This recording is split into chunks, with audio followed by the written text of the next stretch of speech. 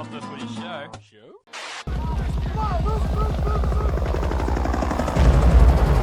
I love the smell of the finals in the morning. Be the ball.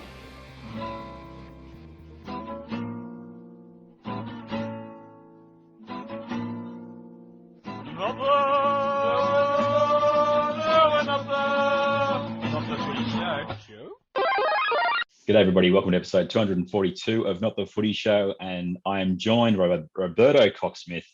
I'm Warrick Nicolson. This is the best time of the rugby league calendar, Coxsmith. It's finals time, it's business time. Cue the Fly of the Concord song, because it's finals, baby. Yeah, mate, I don't know. I think Origin time's the best time, but this is the next best time. You know what I'm like with Origin. Yeah. I'm all about Origin. You like the lead into Origin more than the Origin itself. That's what I I've like decided. the anticipation. Yeah. I like the anticipation. Mate, sometimes Origin can be a fizzer, especially over the last few years if you're a New South Wales supporter, or the last 15 years. But it's getting better, so that's fine. But this is the second best, closely followed. This is the second best.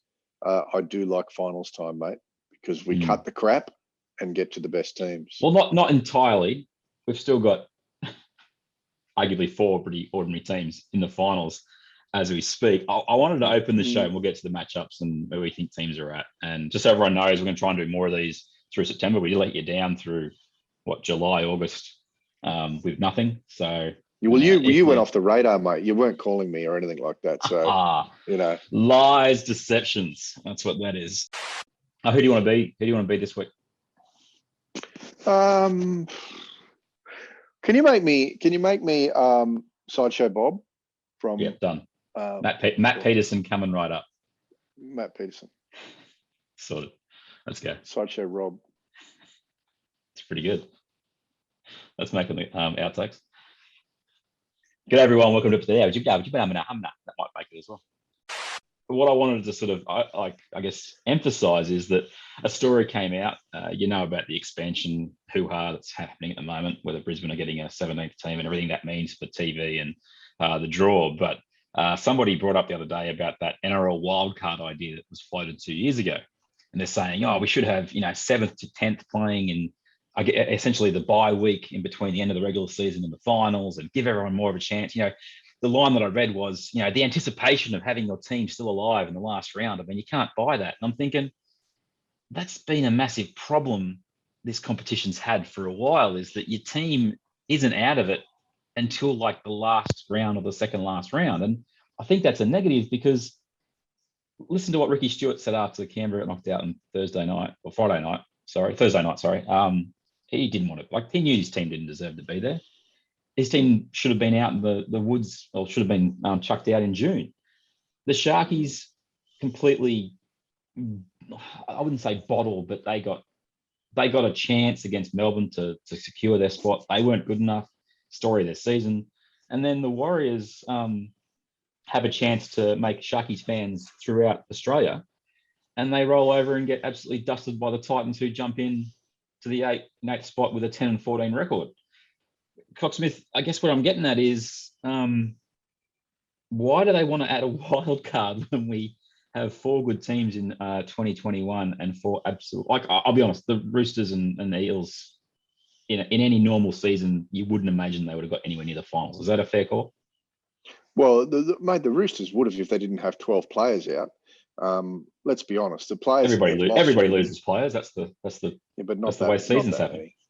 You don't lose that many. The Roosters have been very strong over the last 4 or 5 years, and before that, but particularly over the last 4 or 5 years.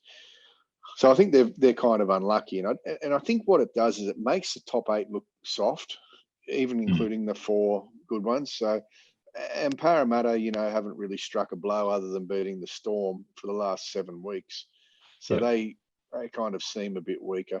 Look, I don't know about the wild card idea for the 8th position, which is what I understand it. No, it's for 7th and 8th. It's actually for 7th and 8th. For 7th and 8th. Your top 6 get a week off, and then they go 7 plays 10, and I think it's 8 plays 9, and the 2 teams that win that get the last 2 spots. Well, interesting concept.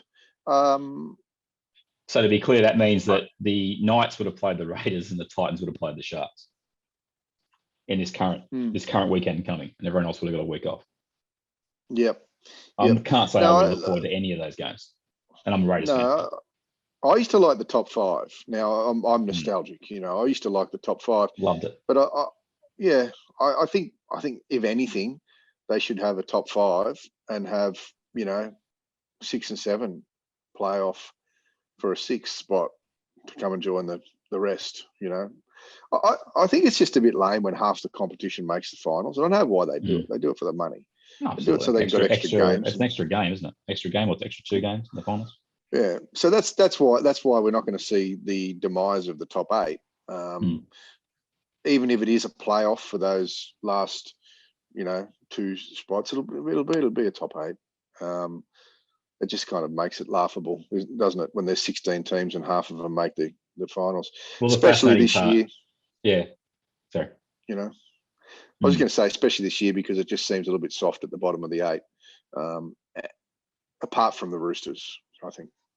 Well, look at the Eels actually won 15 of 24. That's pretty good. That's a good effort, but that should be getting you in the conversation for the finals. It shouldn't be guaranteeing you, you know, that you're home and hose. And if we had a top 5, just for argument's sake, you have Storm having a week off this week. You'd have Penrith playing the Rabbitohs like we do, and Manly would be lying in wait for the Roosters, and Parramatta would have missed out. And it would have made that last round very interesting, what we just saw, where all these players got rested. And we'll get into the theory behind that for some coaches who are in the bottom part of the 8. But the Titans shouldn't have been anywhere near it. The Sharks shouldn't have been anywhere near it. The Raiders shouldn't have been anywhere near it, and neither should the Knights. They could have had they had a chance to win 6 games to end the season, and they threw it away by resting all their players. I mean, they still finished 6 points behind Parramatta in the wash up on things. We know why it's not going to change from top 8 to top 5, but this is probably another great example of where the comp, it isn't as rosy as what we think it is when they talk about TV money, because, you know, you look at the games that have been dished up, particularly this weekend. Meh. Just seriously meh. Yeah, I'm with you. And I didn't watch all the games this weekend. I watched bits and pieces of nearly all of them, but I didn't watch all the games because of that. Look, I'm going to declare something here that if you haven't worked out, you probably had your head buried in the turf for a while. But I don't really watch many games that the Titans partake in. I don't watch many games that the Warriors partake in. I don't watch many games that the Cowboys partake in. And it's not because I think that those teams aren't any good, because one of them made the finals. I just don't. I can't warm to them. I don't dig them. I'm not buying what they're selling. That's just me. You know, but yeah, I think it's interesting. I think it's really interesting, just a little bit on this expansion, just for 30 seconds. Yeah. I think it's really interesting that the NRL are going to bring in a 17th and then more than likely an 18th team within a year or so after, or maybe even 2 at once. Well, that's the killer, is that there's been no element of that really sold in this process. They're just saying 17. There's been no advertising for, in 5 years we'll bring in 18. There's been none of that, which I find surprising. But anyway. But even saying that, 17 to me, you know, the way we've spoken about this before, 17 doesn't make much of a difference because you don't get any extra games. You just get an extra bye.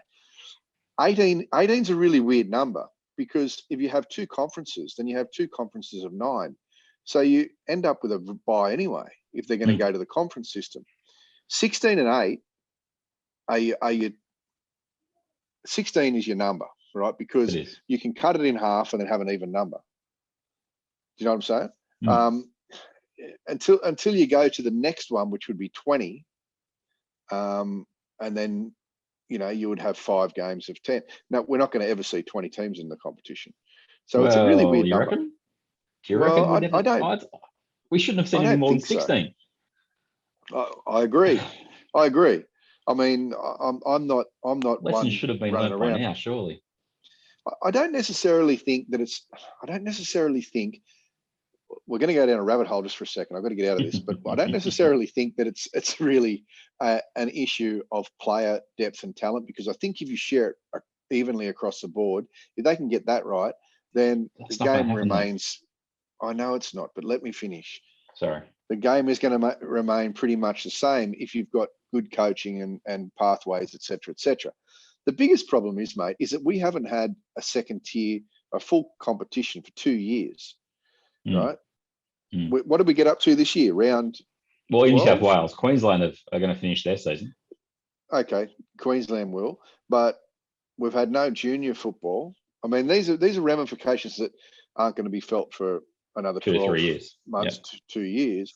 But no real junior football other than their mediocre Matthews Cup SG ball Which are all seasons, crammed in at the start of the season. They're all over by round 4. To be fair, if they hadn't crammed them in at the start of the season, we wouldn't have had any football. Wouldn't get them done. But no Park Junior football, no real. Some kids that I know of have given up playing football. They've found other things to do. They've, so That's what 2 years anyway, of no football is going to do. Yeah, absolutely. But mate, I think you don't top 8. You never ever want to go more than top 8, even in a 20-team competition. Well, that's what they did in '95. That's when they jumped from top 5 to top 8, when we went from 16 to 20 in that one jump. And I remember there was talk back then that was still too many. And we had 20 teams. But we have 8 teams for this weekend in finals week 1. We'll jump into that right now. Friday night, it's Storm and Manly. Saturday afternoon, it's the Roosters and Titans, followed by the Panthers and Rabbitohs. And Sunday afternoon, it's the Eels against the Knights. I think it's time to jump into some initial thoughts as of Monday in regards to these semi-finals. And because the finals don't actually kick off till Friday night, there's a little bit more lead time this week. So we might dive into some of the storylines a little bit later in the week in a podcast. We'll see what happens. But let's start on Friday night. It's the first qualifying final, 1v4. Manly playing the Storm at the Storm's second home ground, we'll call it. They're playing up on the Sunshine Coast. Yeah. Melbourne, I thought, bounced back nicely last weekend against Cronulla. Saw some really good things. Harry Grant looks like he was back into that sort of fitness level that I think we got used to last year. And Ryan Pappenhausen certainly re-announced himself to the competition and said, don't forget about me in the whole fullback conversation. I was impressed by Melbourne. They did the job against Cronulla. Manly, I watched the Manly Cowboys game, and I'm an advocate for football. I love teams that throw the ball around. But Manly were average in this game, and it wasn't until the avalanche of points in that second half that it really made it look like, Manly are flying on all cylinders. And this is, I guess, the biggest point I'll make in this whole podcast, is that people are going to want to say that Manly are going to, challenge the top 2. They'll challenge the top 3. They're the team, the dark horse. Well, they probably are, quote unquote, the dark horse. But have you got any confidence that their forward pack or their ruck dynamics can hold back 2 teams that do it better than anybody else in Melbourne and Penrith? Because I can't see them getting near to winning the ruck in either of those 2 matchups. Yeah, that's where they're going to suffer. They're going to suffer in the middle, I would suggest. On their edges, they go pretty good. With Tommy lurking either side and the never give up attitude that they have for chases and keeping plays alive. But I think finals football is a little bit of a different beast to regular round football. I think you really need to own the middle. And there's not many that do it better than the Storm, if any. The Storm will beat them in the ruck. The Storm will beat them through the middle, I would suggest. And with Pappenhausen back and even without Munster, I'm not saying that they can win the comp without Munster, but I'm pretty sure they could get through this week without Munster because, Nico Hines has been playing really good in that 6th position when required. And Pappenhausen and Hughes, the Cheese. They've come good at the right time, and it's no surprise. Bellamy's a master. And the bulk of their forward pack's back as well. Yeah, all those. Only it was Munster and who was the other one? I don't care. Finucane's back, isn't As Munster and Addo are the only two that were in doubt. Everybody's back. Finucane's back. Tui's back. Jesse Bromwich is back. Kafusi's back. Kenny Bromwich is back. I don't think this will be the last time we see Manly. Obviously, I don't think they're going to go out the back door. Is what I'm saying. If they get beaten this week, I think they'll beat whoever they play next week, unless they have to play Penrith. That they play the winner of. If Manly lost this week, they will play the winner of the Roosters and the Titans. Okay, so. Yeah, this isn't the last we're going to see of Manly this year. I think Manly are a good football side. I just don't know if they're as good as the top two. And they will give the Storm a bit of a run for their money. I don't think the Storm are going to win 32-6 or anything like that. No. But I think the Storm will have too much in their arsenal for them. Key factor, I think, going into this game is the scheduling, because this game is being played at night time. And we know how the temperature levels in Queensland and the humidity and the way players are sweating after 30 seconds are going on right now. Can you hazard a guess to the time slots that the Manly team has played the last 2 weeks? Well, they've been playing a lot of afternoon football, haven't they? Correct. Yeah, and you can zing the ball around to your heart's content in those conditions. But when things get a little bit more sticky and a little bit more, you have to play in the middle. I just don't know whether those track meets the last 2 weeks. They've had the Bulldogs and the Cowboys the last 2 weeks. Manly. Now you got to beat who's in front of you. You do have to. That's all you can do. And I've enjoyed how they played their football. I just think that this is where that forward pack, they have to find something very special, because Melbourne are not going to give them an inch. Just remind us who their starting forward pack will be, mate. So it's Tapau, Alawai. No. I'm talking about Storms. Storms forward pack will be Jesse Bromwich, Brandon Smith, Christian Welch, who's back as well, Kenny Bromwich, Felice Kafusi, and Dale Finucane, I would imagine, will be 13. And then their bench will be Kamikamitha, Grant, and I'm missing someone. Nelson. And then he didn't insert generic name. No, he's fine. Okay. So I'll probably that's something like that. That's an impressive.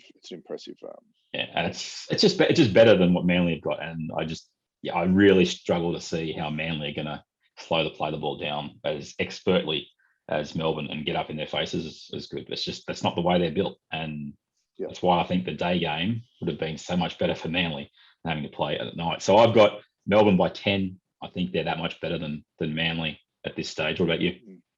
I agree. Yeah, I think by 10. I can't tell you the score, but I think they'll win by a couple of tries and maybe a goal as well. So, that's pretty much what I'm thinking. Okay, the next game is the Roosters and the Titans. This is a double header they're playing up at Townsville. Roosters, the game against Canberra, they were all right.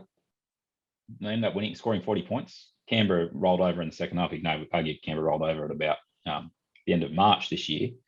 But the Roosters, they were pretty good.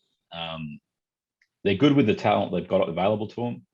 They get a match up against the Titans, which, the Titans will give them a bit of a test. I don't think it'll go all their own way, that's for sure. I think I would have been much more happy if I was a Roosters fan if I'd got the Sharks in week 1. I think they've got them covered. I do have an interesting element, though, I want to ask you. If you're Trent Robinson and you've been systematically giving Sammy Walker a bit of a rest the last few weeks, are you lulled into thinking that Lachlan Lamb is your starting halfback for the game? Yeah, I don't think so. I mean, he got 3 minutes on the weekend, Sam Walker. I was really surprised by that. I wonder what Robbo's thinking is as far as in relation to the finals. Is he saving him? Has he been resting him and giving this time off so that when he comes into the finals he's fresh? Or has he lost a little bit of belief in what he's doing? I'd suggest it's the former. I would start with Sam Walker. Completely. I'm completely with you. I want to score the first points, and I'll probably want to score the next points as well. And I think Sam Walker offers more creativity and flair than Lachlan Lamb. And they get Jared back, correct? Yep. And one other. Who's the other one? Oh, Victor Radley. Oh, is he back? So they got Jared. He's back this week, Yeah. is he? He's finished his second bout of suspensions for the year. Jared and Victor Radley. Mate, I know the Titans were pretty good on the weekend. But I think the Roosters win this. Yeah, I'm with you. I think it might be okay. The thing with the Titans, they needed to win by 12 on the weekend. They rolled through the Warriors. The Warriors just, that was it. You could tell that they were gone after the first 5 minutes of the game. But Justin Holbrook leaving David Fafita on the bench for half an hour again. You can't do it against good teams, Justin. It can't happen this weekend. He cannot start with both Moore and Sam McIntyre on the edges and expect to beat the Roosters. It's just, it's insanity. David Fafita, whether you think his defense is good, bad, or terrible, he needs to be on the field for 80 minutes and you might have a chance. But Roosters by 8 for me. What about you? Yeah, I was going to say 8 to 10.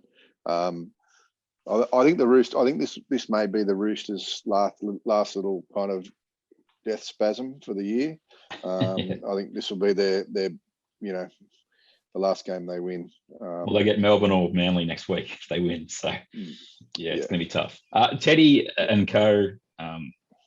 Look, they're doing their best to keep the season afloat. It's had a sense of inevitability about it this season for the Roosters for a long time.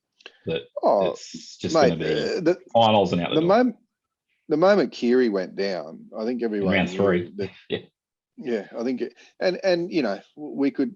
I think it's really easy to figure out who they've lost. If anyone wants to Google the names they've lost, it's seriously, you could make a really good football team out of the people that they've lost this year, with big injuries, not career ending. One was a career ender in Brett Morris, but season ending injuries for sure.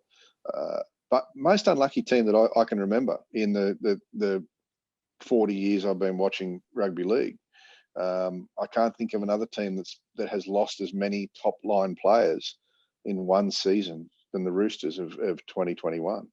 There's flip sides to it though, just to add a little bit of, devil's advocate here. When they won 2 in a row and they, had that run, they did have real good luck in that regard. But it's the way things can fall into place for you. It's just that's the game. I get that, but the fact of the matter is, if you want to win a premiership, you're not going to win it with kids. That's all there is to it. Yep. And Robbo knows that, and I think they've overachieved to get where they are. To be perfectly honest, I could have easily have, accepted they would be outside of the 8 this year. Only 3 weeks ago they were in the top 4. So. I think they've done remarkably well. Obviously, a very, very astute coach, a great coach, and a good club. Whether you love them or loathe them, I mean, you've got to take your hat off. So Titans, quickly just on them. You made the finals. I think that was always going to be a task for them this year. They've done that. Anything they do from here is completely and utterly bonus territory. Exactly. Yeah. Panthers and Rabbitohs. This has been locked in for 6 weeks. Almost, it seems, after Penrith had that little bit of a dizzy spell after Cleary got injured. Rabbitohs have lost Latrell. We know all about that. They rested all their players in the game against the Dragons. I had a theory. I thought they probably should have tried to play that spine, whatever their spine was going to be for September. I thought getting a game together, given you don't have Mitchell there at the back.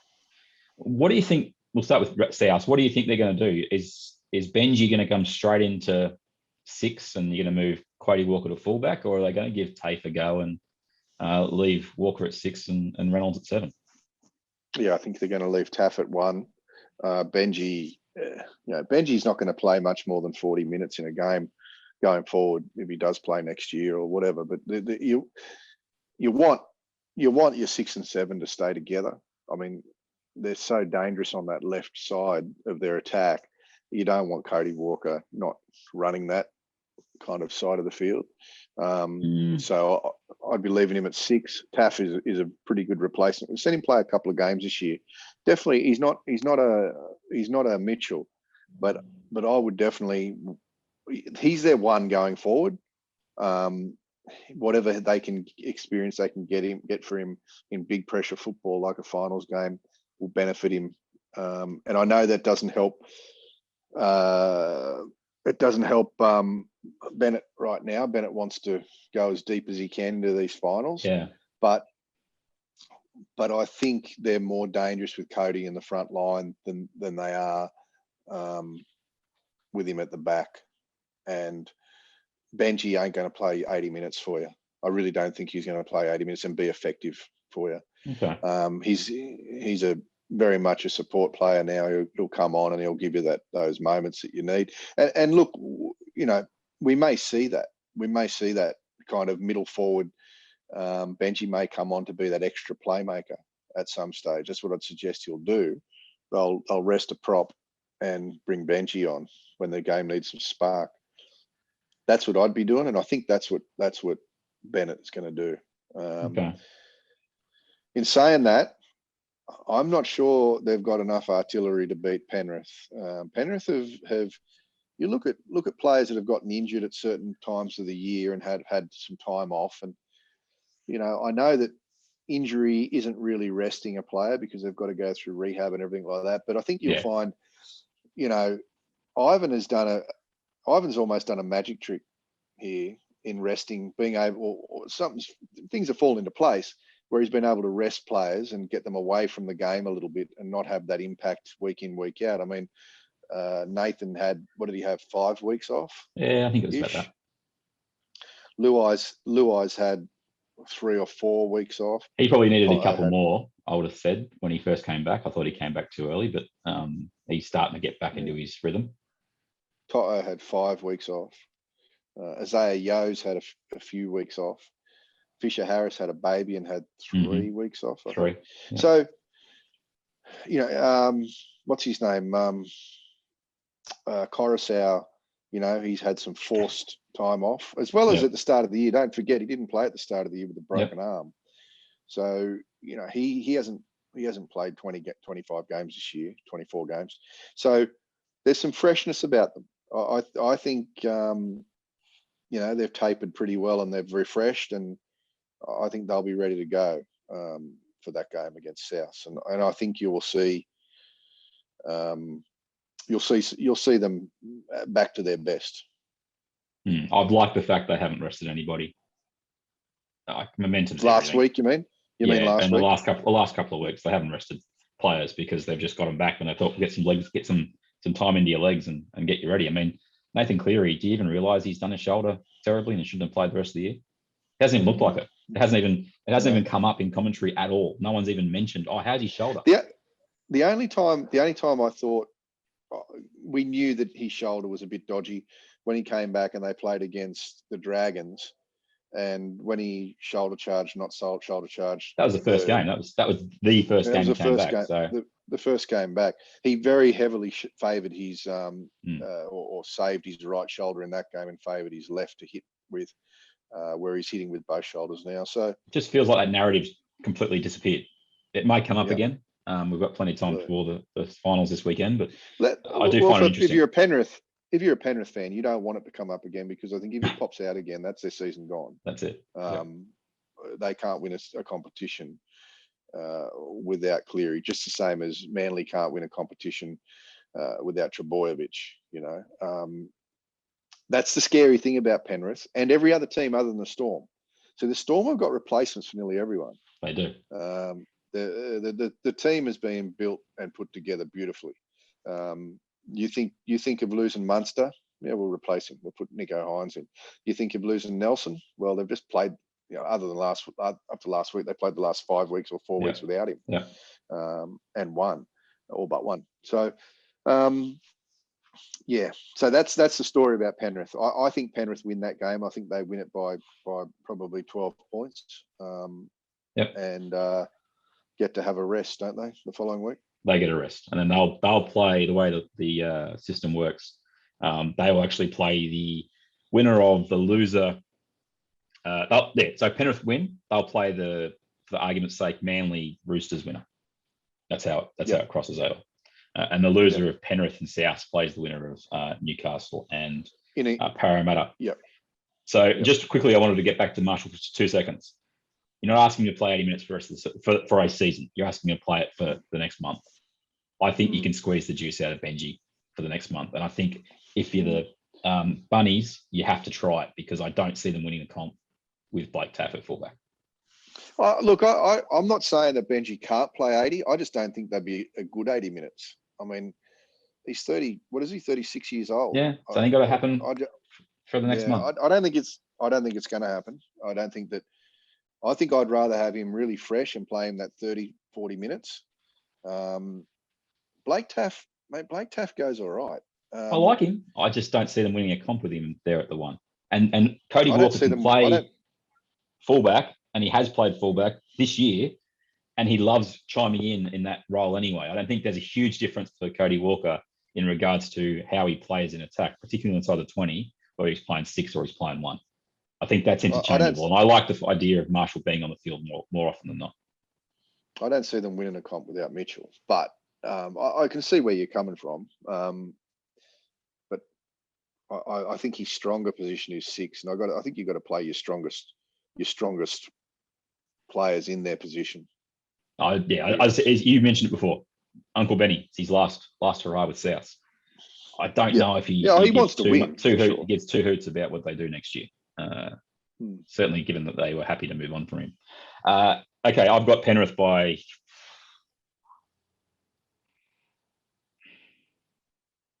Let's go 14. I'll go 14. I reckon Penrith put a number on South here. Okay, the last game of the round is the least interesting. There's no doubt about that. It's Sunday in Rockhampton. Sorry, Rockhampton. You've got Parramatta and Newcastle. The booby prize. At least it's being played during the day. That's a nice feeling. And Parramatta and Newcastle in round 24. Newcastle had won 5 in a row as of round 24 and looking good. Been some time together for their spine. Ponga, Mitchell, Clifford and Brayley. Parramatta had just beaten Melbourne. Had found something. Had turned around their season. They're going to win the comp again. All the blue and gold supporters were dreaming. They weren't saying it out loud because they're not that delusional, surely. And then their coaches have rested everybody. And even Newcastle rested their 2 best players in the start of the second half in their game against Brisbane. I look at where those 2 teams were a week ago and go, you've got a chance to build some momentum into the semis. And, who knows what can happen. Nathan Cleary could do his shoulder. Half the Melbourne team could get, they've got a little bit of niggles, might be in doubt. South don't have Mitchell. Manly are a hammy injury to poor old Tommy from falling over. And both coaches decide they'll rest every player they have in the history of mankind and get beaten by Penrith by plenty for Parramatta, and Newcastle fell over into a heap against Brisbane. Do you understand it, Coxsmith? Can you get on board with it? No. Would you be happy? I don't get it. They've shown. I think there's when you rest players, especially en masse. The way that I look at it, I know there's a couple of ways you can look at it, but the way I look at it is there's quite a little bit of arrogance in that. We'll rest all of our stars and just go through this week. See, there's a couple of things I don't like about it. First of all, it undermines the game that you're going to play this week. It rips the fans off a little bit from seeing the stars. We often say, you can't suspend him for that because he'll miss a final series. Well, when you rest your players, when you rest blokes that are on 5, 6, 7, 800,000, 900,000, $1 million a year, you're ripping the fans off of seeing a game where they come to see those players. They're the ones they come to see. But anyway, I think it's a rookie error. I think it's a rookie move in resting everyone with your eyes only on the finals when there's still some work to be done. As far as combinations go and things like that, and momentum, like you said before, momentum is everything in rugby league. If you're in the bottom part of the 8, you have to get momentum. You have to, because you need to be able to hit the team that drops those top 4 matchups. Yeah, with I'm really hoping. The hope in me is that Newcastle win this week, because I've got to be honest. you know, I don't think either of them deserve to be in the 8, to be honest with you. I think Parramatta need to be, when they say rip the Band-Aid off, I think that something needs to happen to Parramatta to trigger a bit of a rebuild there and an attitude adjustment, because they've got the players to go better than what we're seeing. But there's some weird attitude or something there at Parramatta, and I think they need to rip the Band-Aid off. And I think if Newcastle win, we're going to see a few changes at Parramatta, which are probably needed. If Parramatta win, then they'll probably think it's a successful season and keep carrying on. But either way, I think we're going to see some changes. And why I say that is if Newcastle win and go another step, I think Mitchell Pearce stays at Newcastle next year. Okay. I think if they lose and if they go out the back door in week 1, I think we may see Junior Pearce move on to somewhere else. Plenty of suitors, apparently. Mate, halfbacks are thin on the ground. I mean, and this is why I find it hard to believe, that.